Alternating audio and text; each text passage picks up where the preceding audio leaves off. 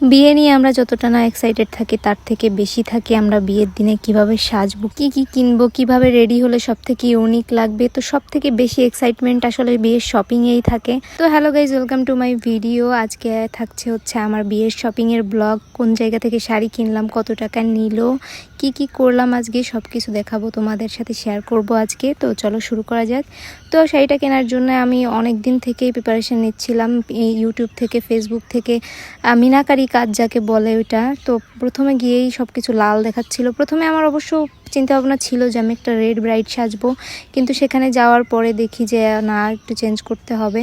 তো আমি যে ডিজাইনটা আসলে চাচ্ছিলাম সেটা রেডের ভিতর ছিল না, এই ম্যাজেন্ডার ভিতরে ছিল। কিন্তু পরার পরে দেখি ম্যাজেন্ডাই আমাকে অনেক স্যুট করতেছে, কালারটা তো আমার স্কিন টোনও একটু বেশি সুন্দর লাগতেছে। তো তারপরে এটা নিয়ে নিলাম। তো প্রথমে যখন পরলাম এত সুন্দর যে লাগতেছিল, মানে ড্রিম কাম ট্রু মোমেন্ট। আমি এত দিন ধরে এই শাড়িটা, মানে যেটা চাচ্ছিলাম সেটা তো পাই নাই, কিন্তু তার থেকেও বেটারটা পেয়ে গেছি। তো এখন আমি ওড়না নিয়ে দেখছিলাম যে কেমন লাগতেছিল আমাকে। তারপর পার্থ বললো কি না, তোমাকে এই কালারেই বেশি সুন্দর লাগতেছে। মাথার ওড়নাটা আমি অবশ্য চেঞ্জ করছিলাম, কিন্তু সেটা দেখাতে মনে নাই, তো পরে দেখাবো। এরপরে শাড়িটা আবার কি জানি করতে দিতে হয়। তো আমি খাইতে বসে চিন্তা করতেছি যে আমি হাফ শাড়িটা কেন করতে দিলাম, পুরাটা কেন করতে দিলাম না, মানে ফলস লাগানো যেটাকে বলে। ফলস লাগাইতে হয়, না হলে ওই যে কাজগুলো আছে ওইগুলো উঠে আসে।